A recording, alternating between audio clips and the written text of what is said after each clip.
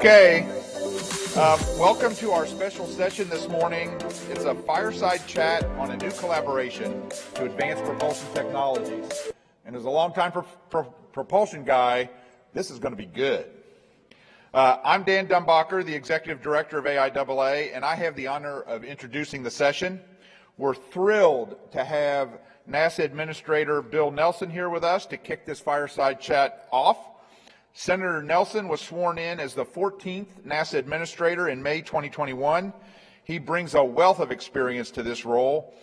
He chaired the Space and Science Subcommittee in the U.S. House of Representatives for 6 years, and in the U.S. Senate for 12 years. He served as the ranking member of the Senate Commerce, Science, and Transportation Committee. He was recognized as the leading space program advocate in Congress, working in a very bipartisan fashion to pass landmark NASA legislation in 2010 and 2017. I got to have some fun with that legislation. It was great. During his time in Congress, he was a strong advocate for NASA Earth science programs and a vocal proponent for STEM career training and education. In 1986, he flew on the 24th flight of the Space Shuttle, conducted 12 medical experiments while on board Columbia, including the first American stress test in space and a cancer research study. He has served in public office for more than 4 decades, and prior to that served on active duty in the U.S. Army. AIAA has been excited to see NASA benefit from Administrator Nelson's extensive background, bipartisan relationships, and fantastic leadership. We look forward to continuing to support Senator Nelson and the agency as they make critical advances in space exploration, technology development, and aeronautics research, and we're delighted to have him join us here today. Administrator Nelson will provide opening remarks, then our fireside chat will begin with Dr. Stephen Howe, NASA Deputy Administrator Pam Melroy, and DARPA Director Dr. Stephanie Tompkins. Please join me in welcoming Administrator Bill Nelson to the stage.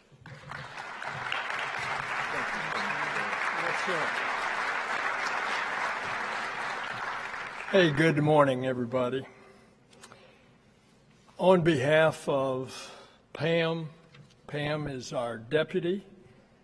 Pam is an astronaut commander, Pam Melroy. She also is an Air Force test pilot. On behalf of her and the entire NASA team, it's an honor to be here, and it's an honor to be at one of the largest platforms for technology and innovation.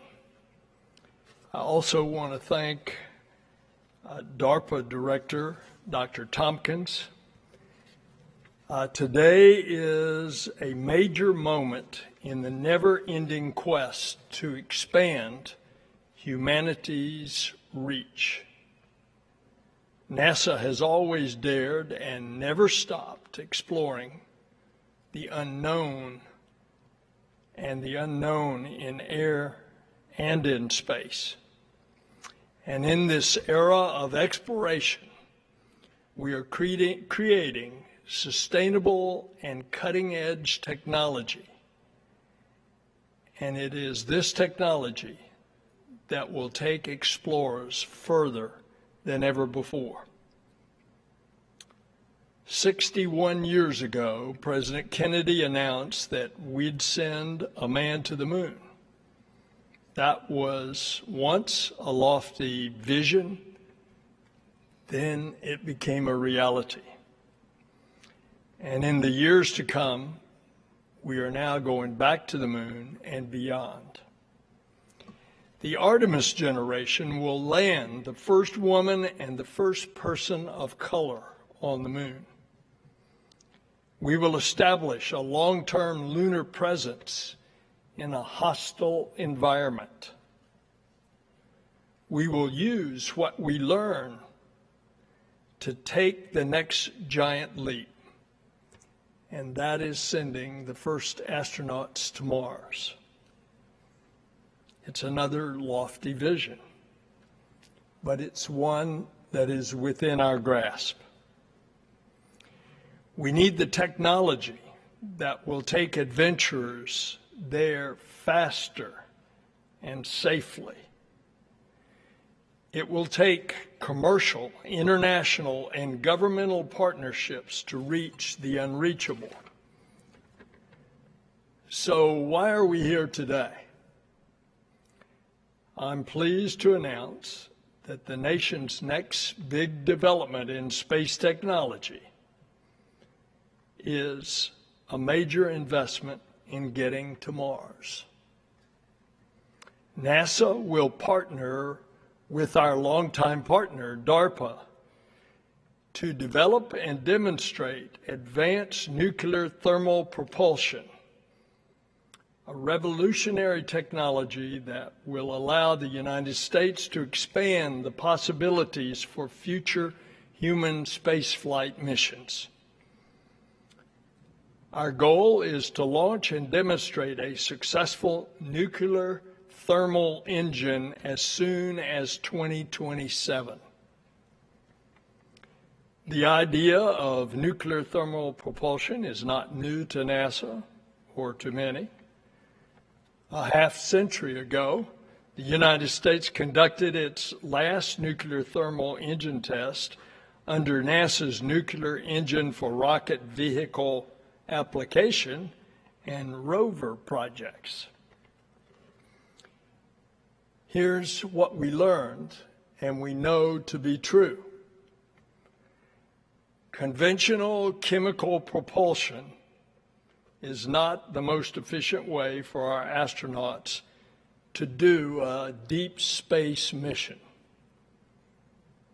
Nuclear thermal propulsion is much more powerful, with 2 to 5 times the efficiency of chemical propulsion. And with the help of this propulsion system, astronauts will be able to journey to and from deep space faster than ever, a major capability to prepare for crewed missions to Mars. Deputy Administrator Pam Melroy has led NASA's strategy for sustained human presence in deep space. Our Moon to Mars objectives are guiding our work, and we are now beginning to outline the architecture for future exploration, not only with nuclear thermal, but also possibly with nuclear electric propulsion. Expanding our partnership with DARPA and its Draco program will help, and it will help us create a new era of space transportation. One small step is one giant leap for humankind. And this partnership will take us one step closer as we dare to explore the unknown.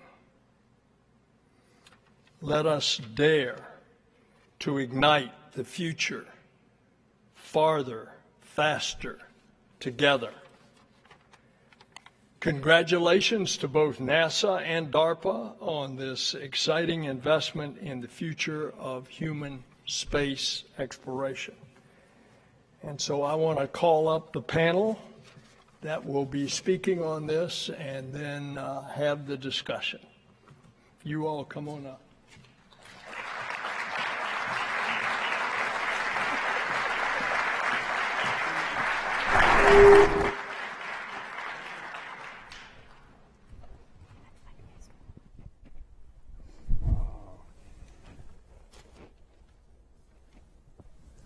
Good morning. I welcome you. I'm Steve Howe. I welcome you to the new collaboration to advance propulsion technology session. I was 25 years at the Los Alamos National Laboratory and 10 years as director of the Center for Space Nuclear Research at the Idaho National Laboratory, and currently working for my son at Howe Industries in Phoenix, Arizona, part-time. I just wanted to mention how I first got introduced to nuclear thermal rockets. In 1982, ex-senator and Apollo lunar astronaut Harrison Schmitt approached the director of the Los Alamos National Laboratory and instigated a joint study between NASA and Los Alamos over 6 months to identify all of the issues of a human mission to Mars, what it would take.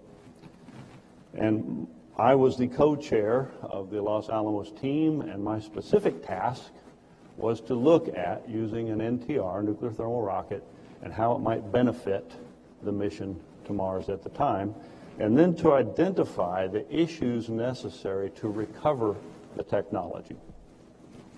So as Administrator Nelson mentioned, in 1957, Los Alamos was given the task of the rover program, which was to design a nuclear reactor with an appropriate fuel that could reach about 2,500 degrees Kelvin, and design the reactor part. In 1963, the Aerojet Westinghouse team was awarded the NERVA program, Nuclear Engine for Rocket Vehicle Application, to make that into an engine.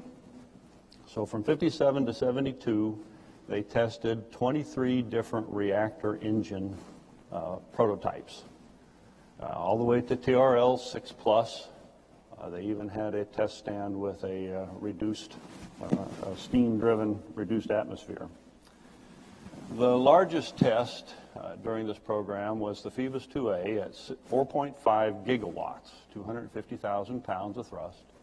The smallest engine was the Pee-wee, which was late in the program, at 500 megawatts and 25,000 pounds of thrust. Both of them had measured specific impulses of 850 seconds, which is almost twice that of the LOX hydrogen main engines on the shuttle. So the potential benefit was tremendous for a factor of 2 of ISP. The programs ended, both of them, in 1972 when the country decided to no longer travel to the moon. And it ended there. Several of us have tried over the years to revive and pursue the research and keep the technology alive, if you will. As we just heard from Administrator Nelson, the U.S. is now interested in expanding operations in cislunar space, going back to the moon, maybe going on to Mars. Over the last few decades, several National Research Council studies have done comparisons of propulsion systems and almost always concluded that the NTR was certainly mission enhancing and sometimes mission enabling for some of these missions based on survivability of the crew. So we're very honored today to make this announcement and have with us Deputy Administrator Pam Melroy and Director of DARPA Stephanie Tompkins to talk about this collaboration that's going to happen. The format is going to be opening comments from Pam and Stephanie, then a series of prepared questions that we will have a discussion, and then we'll open it for question and answers from the audience. So with that, I'll turn it over to Pam, and I think the green button. Thank you. We're incredibly excited to be here today.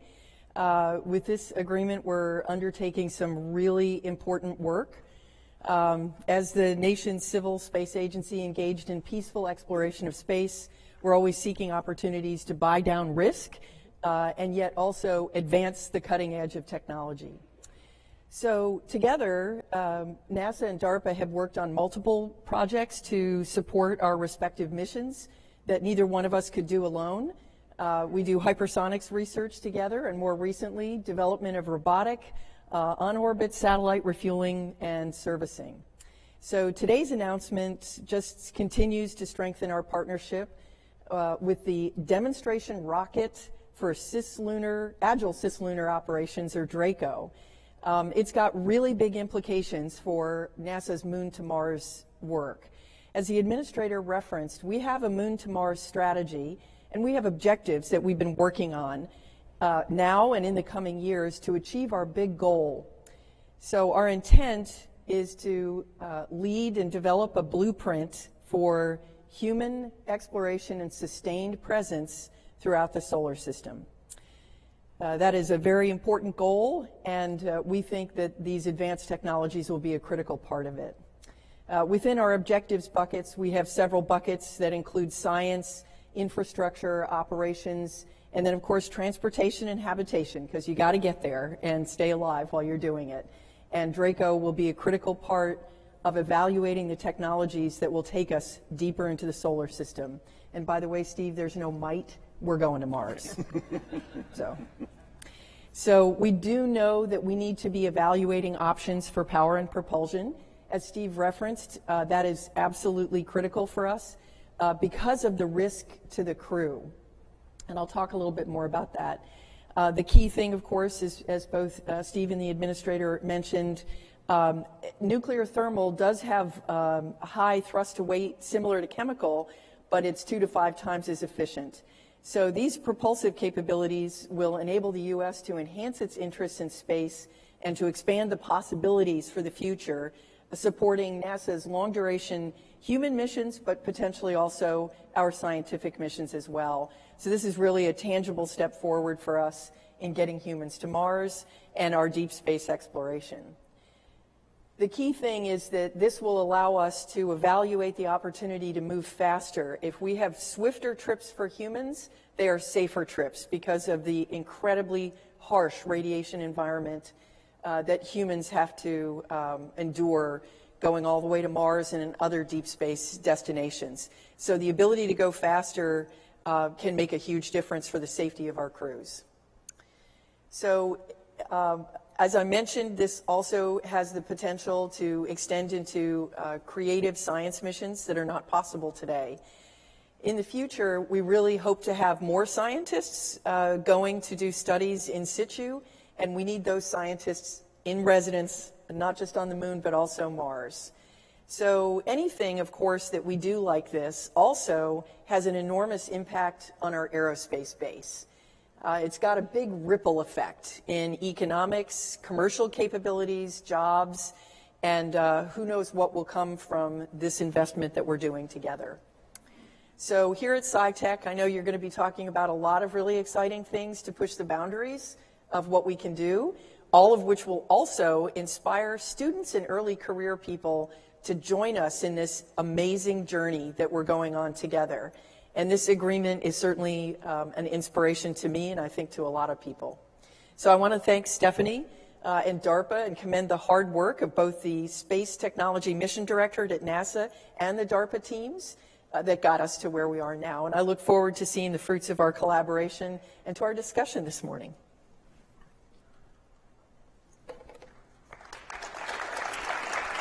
Thanks, Pam. Thank you, Pam. And thanks, Steve, for a really great introduction to a topic that may not be something that everyone in the audience lives and breathes every day. So it's always helpful to have someone set the stage really well. So I have to echo what Pam said. It's so exciting for us as part of DARPA to be here on the stage with NASA to talk about this endeavor that could change our transportation capabilities in cislunar and outer space. Pam listed some DARPA programs that have played a role in notable NASA achievements, and vice versa, in all honesty. We think nuclear thermal rocket technology, so NTR, has the potential to be one of the next ones on that great list. We're excited about the fact that it takes us back a little bit to our roots, particularly, a lot of our work in collaboration with NASA to develop a Saturn V rocket that took humans to the moon for the first time. It feels like a really great circle that we're going on with, ever-expanding directions in the solar system. Sorry, just trying to handle the technology. The classic DARPA joke. We invented the internet, but sometimes we can't make this line. So I expect everyone here knows NASA really well. You may not all be quite as familiar with DARPA, so let me just take a couple seconds to give you that background. First of all, we were born the same year as NASA, and both of us very much in response to the launch of the Sputnik satellite, which presented a pretty amazing technical achievement, but also a great surprise to the United States. So for the last 65 years-ish, DARPA has held steady to the mission that started way back at the beginning, which was to both prevent that type of technological surprise and to create it ourselves. And we typically do that by making pivotal investments in breakthrough technologies relative to national security. So our role is to take the technology excuse off the table for doing that next great leap ahead thing. So NTR technology then aligns with that mission, holds a lot of promise, as you've already heard multiple times, in terms of more efficient ways of traveling to Mars. And also for a lot of us, when we think about the future of space, just providing the maneuverability necessary to give space leadership options. So when you think about national security, maneuverability is actually one of the things that everybody operating in air, on land, on sea, undersea, really, really prizes. And it's a capability that we don't have enough of yet in the space environment, and it's one that we aim to be able to prove is at least possible to make that another option for commercial leadership and for basically the future of economics in space. For those of you familiar with the history of nuclear engine development, which is probably a much larger percentage of you than in the average audience, it's important to point out how our technology is actually new. So as Steve mentioned, a lot of really groundbreaking work in NTR technology has already been done. Hasn't been done in space. And one of the key enablers that lets us sort of go forward today, which might not have been possible even a few years ago, is the ability to use a different type of fuel. So rather than using highly enriched uranium, we're taking advantage of the ability of using high-assay, low-enriched uranium, or HALEU, which is part of this whole burgeoning economic explosion in nuclear energy, and particularly in small reactors. So it's an exciting opportunity space for us. That ripple effect, allowed obviously changes in space policy and lets us go forward with taking some risks that might not have been possible not too long ago. Or you've already heard enough, I think, about NTR propulsion and what it offers. The bottom line is that we are a spacefaring nation, and ever more and more part of a spacefaring planet. So operating in space is important to scientific discovery. It's ever increasingly more important to modern commerce, as well as to national security. To maintain our technological advantages in space, we think we require leap-ahead propulsion technology, and that's what this program aims to provide. One final thing, before we dive into the deeper conversation, I want to thank our partners in the U.S. Space Force. They've signaled their support for Draco with the intent to provide us launch support when it's time to do the demonstration. So we look forward to today's conversation and all of your questions. Thank you.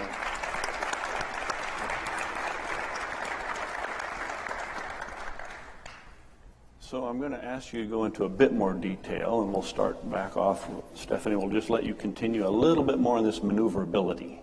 In other words, is this inclination changes, orbital changes, fast transits?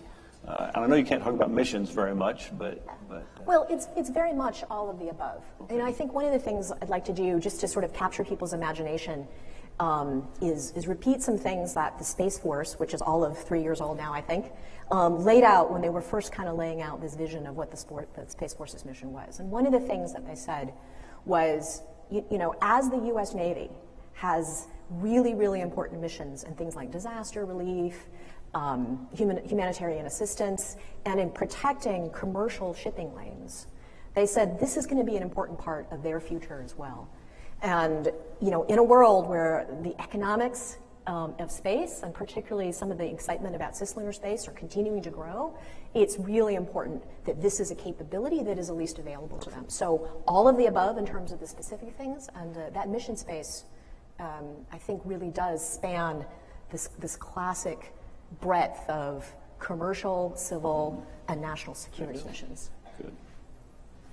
And Pam, in a similar vein, more detail on your, I know going to Mars is fast, you want to go fast, but what about just cargo transport to the moon? You get a factor of 2 with this ISP, right? So is there an application for some lunar missions that NTR is applicable to? I think there absolutely could be. You know, one thing that we have certainly learned from operating the International Space Station is humans and science take a lot of logistics. And so being able to get things back and forth is very important. In some cases, the slow boat from China is absolutely fine. I don't know if that's, you know, it's a saying anymore. It was when I was a kid. But, you know, the very slow, that can be very useful for certain mechanisms. But it isn't ideal, especially for humans or for high interest or, you know, high capacity cargo that we're trying to take care of. So we do think that there is the potential. We'd love to see commercial spin-offs come after a successful tech demo that may enhance our ability. But of course, a huge part of this is the blueprint for sustained human presence and exploration. We think those trades are also going to be out there between chemical, electric, nuclear electric, and nuclear thermal. We need to be doing these tech demonstrations now to prepare ourselves for an analysis of alternatives in the early 2030s for a Mars transport vehicle. So that's really what this is about. Excellent. So I'm going to go off tab here a little bit in that we know the Russians put 30-some reactors up in space. They were small, 10 kilowatts. We had one reactor, the SNAP-10A, in '64, but the U.S. hasn't launched a reactor. We've launched RTGs and space batteries. Was there a problem in regulatory approval? Is this a big hurdle? Do you think this is, you guys have got a big burden here trying to get this launched. Pam, we'll let you start. Yeah, I think probably the biggest hurdle for regulatory has actually been with commercial, and HALEU is absolutely going to help that.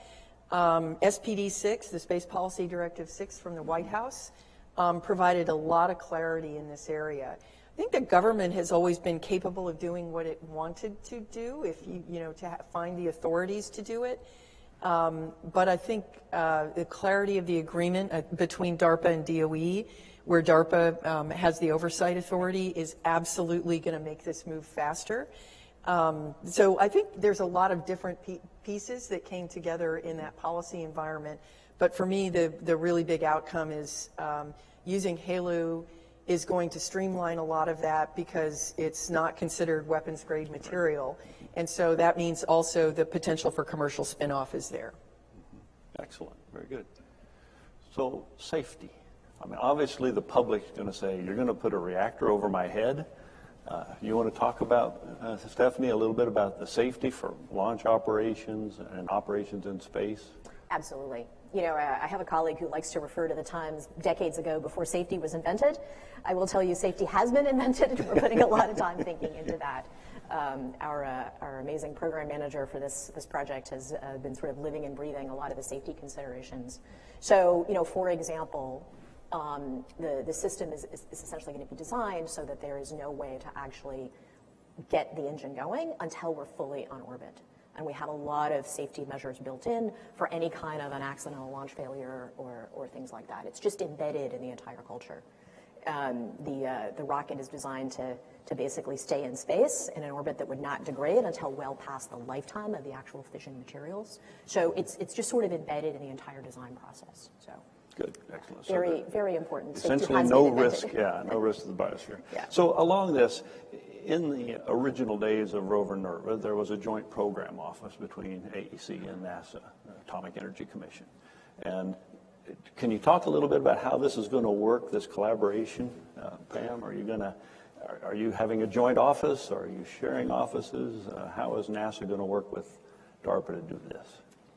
Well, part of it is to, we've been focused on structuring with kind of clear lines of responsibility. NASA will be working on the engine itself, basically, the rocket engine and the reactor part, and that allows us to kind of make sure that we've got, I think this is really important whenever you set up a joint effort like this, who's doing what and who has responsibility for what.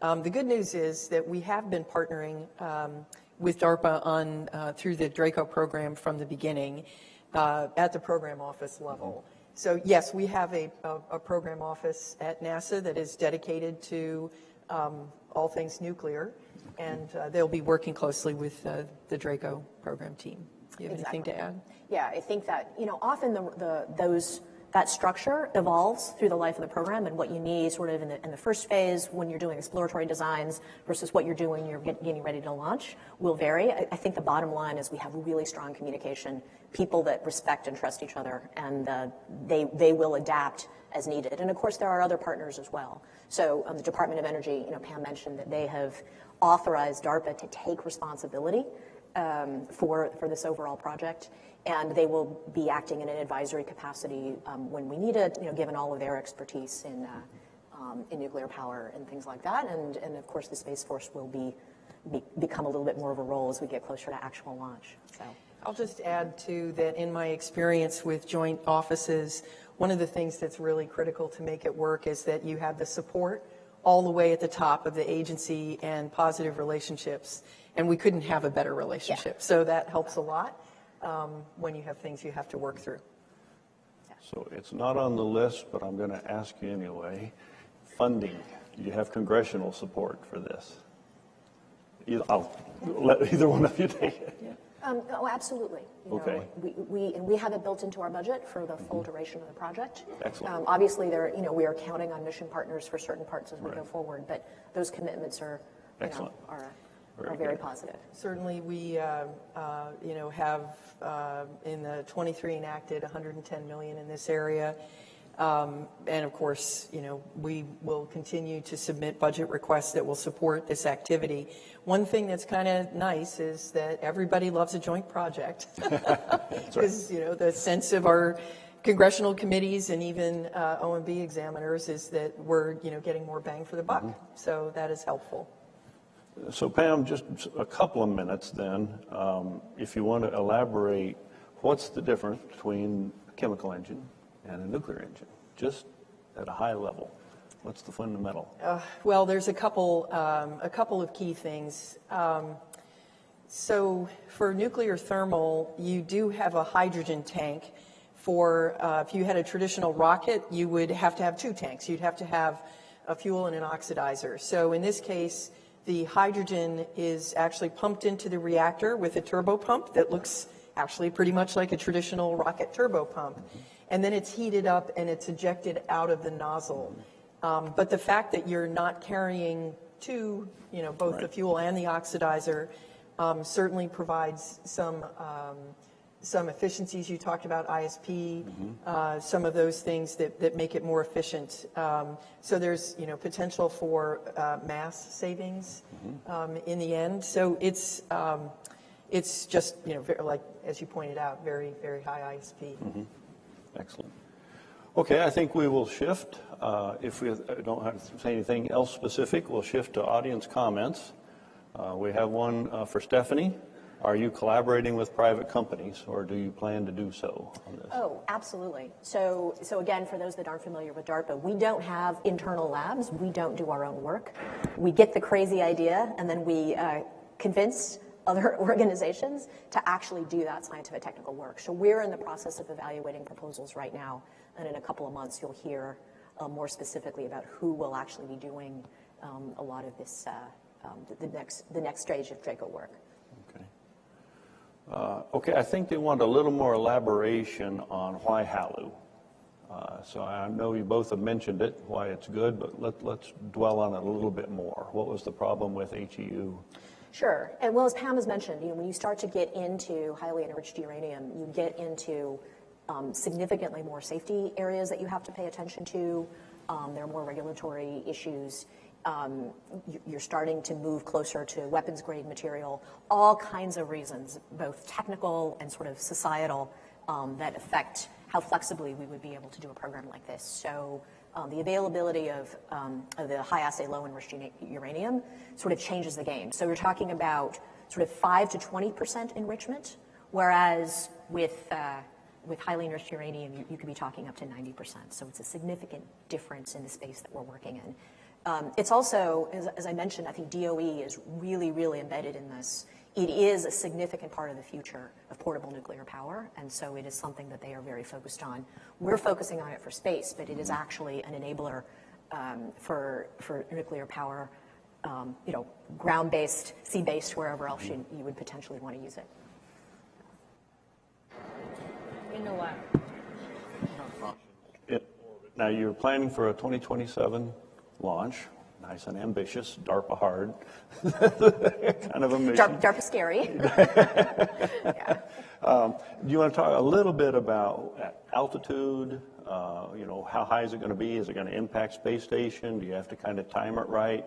Anything like that as far as the first test? Pam, do you want to? No, I think Stephanie mentioned that it's critically important for us to get to a high enough altitude that the material will no longer be radioactive by the time it re-enters. Right. And so that's critical for us. So that's sort of a minimum at the 700 kilometer threshold, and maybe up to as high as 2,000 kilometers, both of which are well above the International Space Station. Okay. So there's no issue 300 years plus for re-entry. So. And again, I'm going to go off target here. Any radioactivity coming out of the exhaust? Are we putting anything into orbit that could last a while?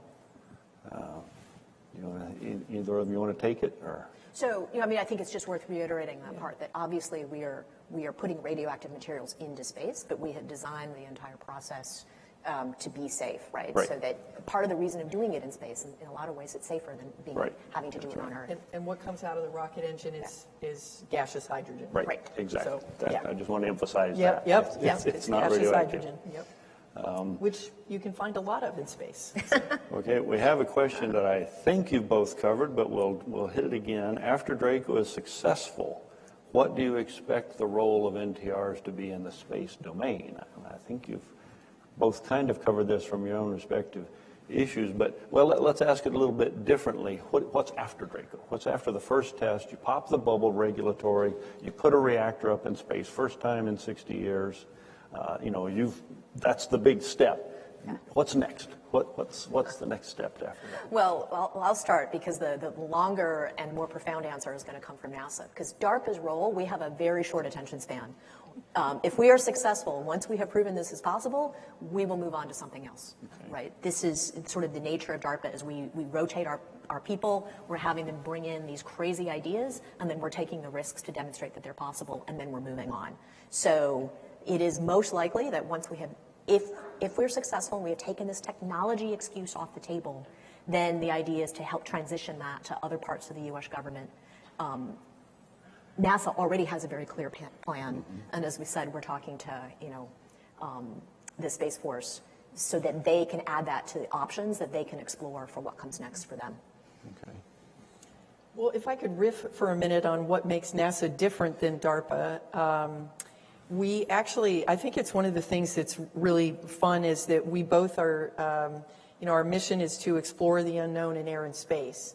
And to do that, we have different mission directorates that work on aeronautics technology, that work on space technology, so cutting edge development. But we also have operational missions, right? So both for science and for human spaceflight. And so we are both a tech developer and also the transition partner, like take that tech and go actually do something operational with it, which is really fun to partner with DARPA because we have that DNA in our Space Technology Mission Directorate that's about tech demo and tech development, but we also have an in-house built-in transition partner. Does it make it easier? I don't know, but it is different. I know that one of the hardest things at DARPA is once you've demonstrated it, really encouraging the use of it and operationally, finding that transition partner. So, from my standpoint, I just wanted to point out that that's one of the different things about the way NASA works. We do think that there is the potential for commercial spin-offs to be useful in cislunar. That is the scale of Draco. It's really designed for cislunar operations. We do think that if we're successful, we will have to take one more step to look at the scale that we will need for a Mars transport vehicle, which is going to require some scaling of the technology. Probably less risky step, but also critically important, again, to that analysis of alternatives in the early 2030s. Excellent. So I'm going to combine the last two questions from the audience. They appear to be a little bit concerned of the joint effort and meeting the date. So are you have you developed new ways of working together? Because usually when you get more chiefs in the kitchen, things often delay a little bit. So have you come up with any kind of something on new structure or new program management, or how do you think this is all going to just blend together and meet that 27 date? So, I think Pam mentioned this. One of the best things when you're creating a complex organization is to have very clear lines of responsibility. So, people might be concerned about a joint design approach.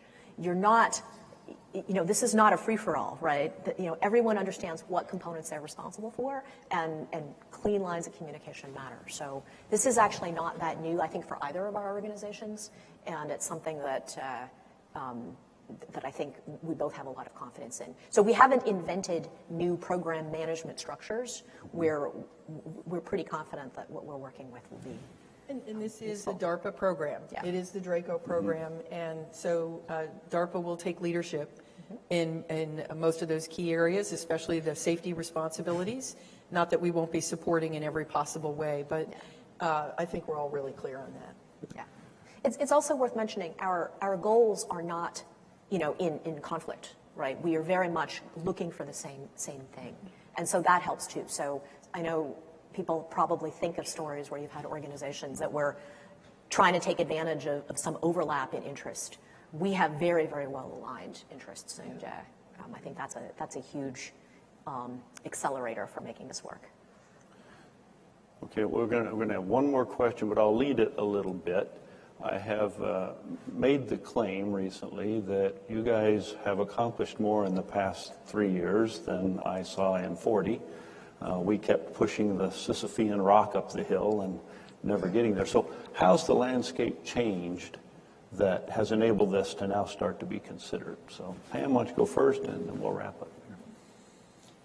Well, I mentioned SPD 6, which was very, very important in the last administration.